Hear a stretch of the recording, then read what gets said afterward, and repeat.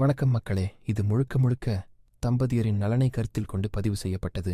இயந்திரமயமாக ஓடிக்கொண்டிருக்கும் இந்த காலகட்டத்தில் பல்வேறு பிரச்சனைகள் காரணமாக மன உளைச்சல் ஏற்பட்டு கணவன் மனைவிக்கு இடையில் நெருக்கம் குறைந்து குழந்தையில்லாமல் வருத்தப்படும் நிலைமை உள்ளது. அத்தகைய தம்பதியர் இந்த கதையை கேட்டு அன்பு பெருகி படுக்கையில் கட்டித்தழுவி மகிழ்ச்சியாக இருக்க வேண்டும் என்பதே இந்த பதிவின் நோக்கம். இல்லற வாழ்க்கையில் கணவன் மனைவிக்கு இடையே நல்ல தாம்பத்திய உறவு பலப்படும் வகையில், தெம்பாக உடல் உறவு கொள்ள தூண்டும் வகையில் இந்த கதையை சொல்லப் போகிறேன். கணவன் மனைவி இருவரும் முடிந்தால் காதில் ஹெட்ஃபோன் மாட்டிக்கிட்டு கேட்பது நலம்.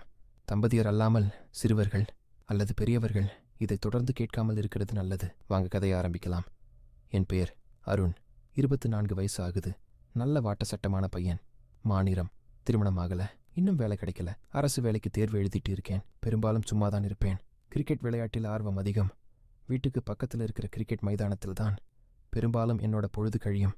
தொடர்ந்து விளையாடிட்டு இருக்கிறதால என்னோட உடம்பு நல்லா ஃபிட்டாக தான் இருக்கும். இது கல்லூரியில் படிக்கும் பொழுது நடந்த எனது முன்னாள் காதலியின் கதை. சொல்லப்போனா நாங்கள் காதலிக்க ஆரம்பிக்கும் முன்னால் நடந்த சில சின்ன சின்ன விஷயங்களை தான் நான் சொல்ல போகிறேன்.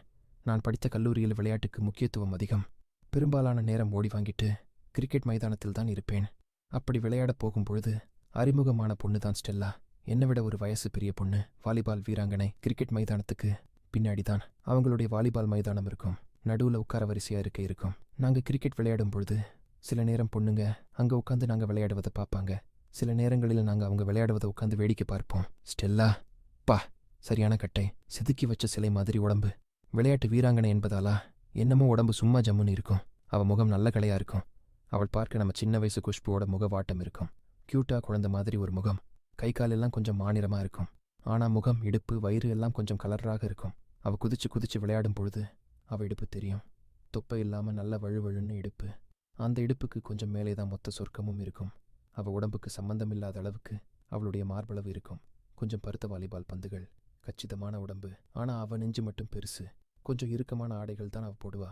அந்த ஆடையில் அவளுடைய கிர்னி பழங்கள் மட்டும் பிதுங்கிக்கிட்டு இருக்கும். ஒவ்வொரு முறையும் வாலிபால் அவள் கையில் படும்போது அந்த பழங்கள் மட்டும் தனியாக குலுங்கும். நான் உட்காரும் இருக்கே அவங்க விளையாடும் இடத்துக்கு குறுக்காக இருக்கும். 2 பக்கமும் விளையாடுற பெண்களையும் சைடு வாக்கா பார்க்கலாம். ஒரு பக்கமாக அவள் விளையாட்டு பார்க்க அவ்வளவு அருமையாக இருக்கும். பெரும்பாலும் அவள் கழுத்து ஒட்டின மாதிரி தான் ஊடை தான் போட்டுக்குவா. சில நேரம் மட்டும் கழுத்து இறங்கின மாதிரி மேல் சட்டை போட்டு இருப்பா. அந்த சட்டையில் அவள் உள்ளே போட்டு இருக்கிற உள்ளாடை சில நேரம் தெரியும். அவள் பந்து எடுக்க குனியும் போது அவளுடைய கனிகள் மேல் பாகம் மட்டும் புடைத்துக்கிட்டு வெளியே தெரியும்.